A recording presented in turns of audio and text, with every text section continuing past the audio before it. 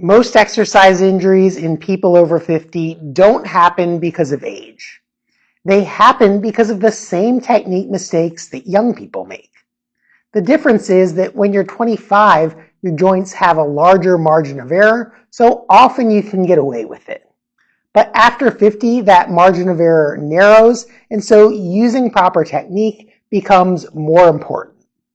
In this video, I'll show you 5 common technique mistakes that can wreck your joints after 50, plus how to fix them so that you can stay strong without getting injured. Let's get started. The first technique mistake is with the squat. The squat is the most important exercise to do as you age because you use it every day, getting out of bed, getting out of chairs, or standing up from the toilet. But it's also an exercise that doctors tell you not to do because it's bad for your knees. But it's only bad for your knees if you do it incorrectly. So here's how to do it properly. One of the most common mistakes that people make is driving the knees forward while maintaining an upright trunk position. And that requires a lot of mobility at your ankles, which most people don't have. So instead of starting the squat by pushing your knees forwards like that, think about pushing your hips slightly backwards as if you're going to sit in a chair. Then allow your center of gravity to drop while keeping your weight centered through your feet. Go down as far as you feel comfortable going, and then drive through your heels to come back up to a standing position. Sit back as if you're sitting in a chair, lower down, and then drive through the heels to come back to a standing position. Now, if you can't go all the way down, then just go as far as you feel comfortable going. And in fact, doing a chair squat is a good way to start. Hips back, hips forward, hips back, hips forward. And if you can go a little deeper, hips back and then hips forward. Now, another common mistake with the squat is allowing your knees to buckle inwards that way, which can cause some stress on the inner side of the knees. And to prevent that, you want to take a stance that's about shoulders width apart or slightly wider. It is okay if you turn your feet out slightly, but then wherever your feet are pointed, you want your knees to follow in that same direction. So if your feet are pointed outwards, then you're going to need to drive your knees out over top of your feet. Then you're going to do the same, sit back and then lower down while keeping the knees driven out. Even if your toes are pointed straight ahead, you're still going to want to think about driving your knees out, even though they're going to travel straight ahead. Because if you don't think about driving the knees out and activating your glutes, it's likely that your knees will buckle together as you lower down. So again, find whatever stance is comfortable for you. Drive the knees out over the toes, lower down into the squat, then push through your heels to stand back up. Hips back, hips forward, hips back, hips forward. Now, another important thing with the squat to protect your back is you don't want to allow your lower back to round out like that as you're squatting. So you don't want to squat like that, particularly if you're squatting with weight. And you also don't want to try to arch your back so much to maintain an upright trunk position. It is okay for your trunk to lean forwards. You just want a relatively neutral spine position. And here's how you would do it with a weight in order to maintain a neutral spine position. We'll do a goblet squat where you take one dumbbell and then hold it up at chest level like this. Now you want to keep the weight close to your body with your forearms parallel, holding it like a cup or a goblet. Now you're going to set your stance the same way. Start the motion by sitting back in the chair and then lowering down. But before you go down, take a breath and brace. So you're holding your breath, pushing your belly out, and then holding that as you go down, and then breathing out. So without me talking, it'll look like this. I've heard it described as going underwater. You take a breath, and then you don't breathe out until you come back above the water. So that's the first exercise, the squat. By the way, if you are finding this helpful so far, make sure to give the video a like and subscribe to the channel so you get notified of future tips. The next exercise will be a deadlift. For this one, we're going to use 2 dumbbells. And this is another one that people are often told not to do because it's bad for your back. But having weak glutes, hamstrings, and a lower back is also bad for your back. So it's good to do deadlifts to protect your back. You just want to do them properly and with a weight that you can manage. We'll show a stiff-legged deadlift here, which is where you keep your legs relatively straight. Technically, this is a Romanian deadlift or RDL. We're not keeping the legs completely straight. So you're going to push your hips back like that, lower down, and then drive forwards. It's very important that you keep the weights held tight to your body because the farther out away from your body they get, the more stress that puts on your lower back, particularly the L4, L5, and L5, S1 segments. So keep the weight close to your body, shoulder blades squeeze back together, chest stuck out like that, hips back, lowering down as far as you feel comfortable going. Then squeeze your glutes and hamstrings to come back up. You're pushing your heels down through the floor. Hips back, push through the floor, squeeze the glutes and hamstrings to come back up. Now you also don't want to come back into hyperextension like that. Hips back, hips forward, glutes into the weight, but don't hyperextend. One more time, hips back, hips forward, and squeeze. So that's the deadlift. Next we'll move to an upper body example. For this one, we'll do a shoulder press. I'm going to lower the weight a little bit here. And one common problem on the shoulder press is putting the weights too far out in front of you like that. Many people will do a shoulder press like this, but if you can see your hands, you're probably not doing it correctly. You should be going straight over top of your head.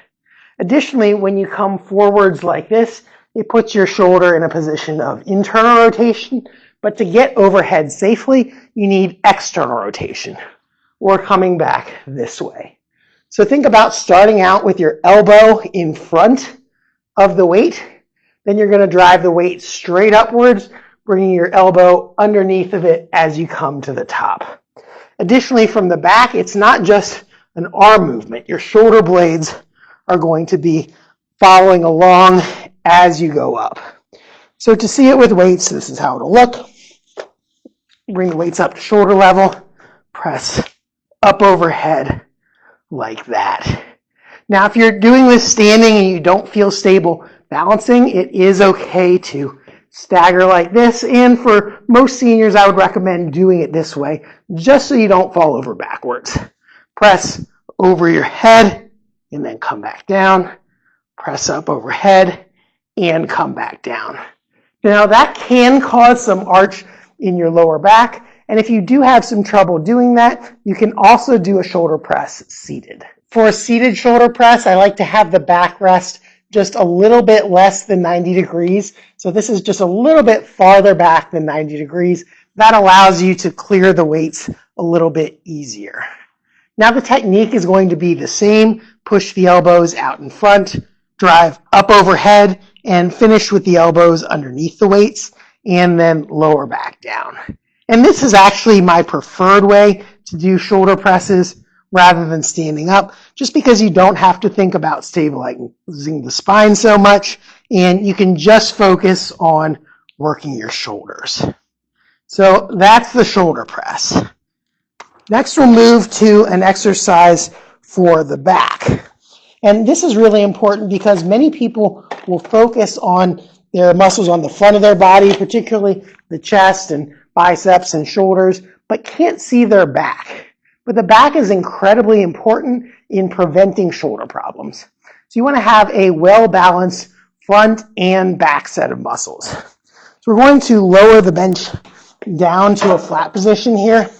By the way, this bench is called the Ritkeep RAB 2000. I'll put a link down in the description below if you'd like to pick up this adjustable bench. And then these are great flex dumbbells. I like these a lot because they don't have a lot of extra length on the end like many adjustable dumbbells. So you only get as much length as you need for each exercise. But we're going to raise the weight back up a little bit. You can do that in just seconds by twisting. And again, I'll put a link to these in the description as well. But now we're going to do a bent over row. You do that just by grabbing on to the weight. And you're going to pull your elbow towards your side, sort of like you're starting a lawnmower. Now, the problem that many people will do is that they'll either over-rotate their trunk, which puts you at risk for injuring your lower back, or they'll allow their shoulder to tip forwards, which puts you at more risk for shoulder pain. In fact, you don't really need your elbow to come way back behind your body because that tips your shoulder blade forwards, drives the ball forwards in the shoulder, and can pinch your rotator cuff muscles. So instead, you want to think about starting the movement by squeezing your shoulder blade back and then just pulling elbow to side. So it'll look like this. Squeeze the shoulder blade back to start the movement, elbow to side, lower back down. Elbow to side, lower back down, elbow to side, lower back down, elbow to side, and then lower back down. And then because we're only doing one arm at a time, obviously you'd want to switch sides and do the same number of repetitions with the opposite arm. So squeeze the shoulder blade back, elbow to side, back down, elbow to side, back down, and elbow to side, and back down. Now the last exercise will be the bench press. And this is probably one of the most common ones where people develop upper body injuries. And one mistake that people make is trying to put everything in a straight line so that they're bench pressing like this. But that's a really bad position for your shoulders because it does require you to go into more relative internal rotation. And we want to go into a position of external rotation, much like the shoulder press, in order to protect the shoulders. So you do that by not having your arms right out at the sides like this, but by tucking them in slightly. And so you're going to be pressing like that and coming back down. Now, that can be kind of hard to do on a flat bench press. So I do recommend that if you're having trouble with your shoulders, to try an incline shoulder press instead. It makes it a lot easier to maintain that external rotation position of your shoulders versus when you're doing it on a bench. It's a little bit harder to do on a flat bench. So we're going to incline the bench here a little bit. And I recommend typically around 30 to 45 degrees of incline. If you start getting too much higher than that, then it basically becomes a shoulder press. And then incline the front of the seat up just a little bit. Now we're going to get our dumbbells, get this one to the same weight.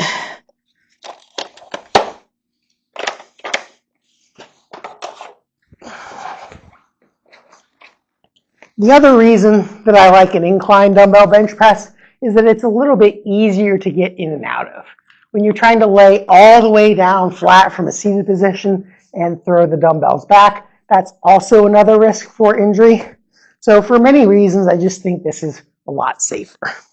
So lean back like that, bring the dumbbells up to shoulder level. Now again, we don't want elbows straight out at the side. We want to kind of pinch together like that. And with dumbbells, it makes it easy because you don't have to have your hands positioned straight across. You can kind of turn the dumbbells a little bit.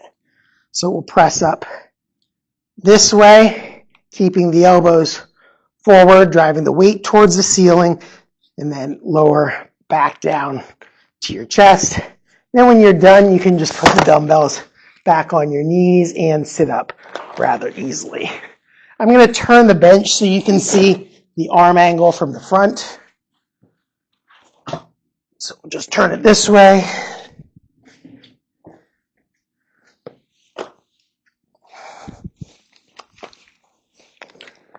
Then lie down on your back. Bring the dumbbells up to shoulder level. Keep the elbows kind of pinched towards the side so they're not right out like that. Pinched in. Then drive the weights straight up towards the ceiling and then lower back down.